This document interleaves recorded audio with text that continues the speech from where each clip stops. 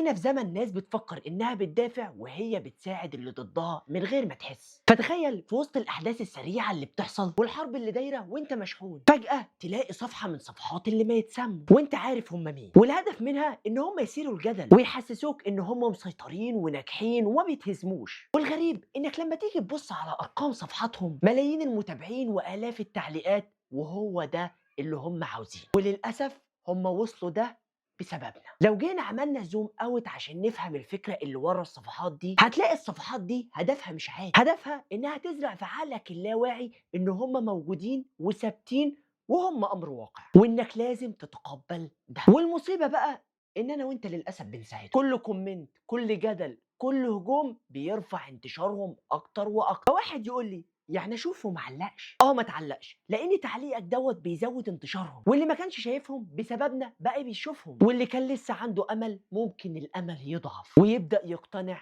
بالامر الواقع. واختم بقول الله تعالى بعد اعوذ بالله من الشيطان الرجيم بسم الله الرحمن الرحيم ان في ذلك لايات لقوم يعقلون. صدق الله العظيم. فدايما حكم عقلك قبل اي شيء وخليك واعي. ولو وصلت لحد هنا فسجل حضورك بتم في الكومنت واعمل شير للفيديو كالعادة. دمتم في أمان الله، والسلام عليكم ورحمة الله وبركاته.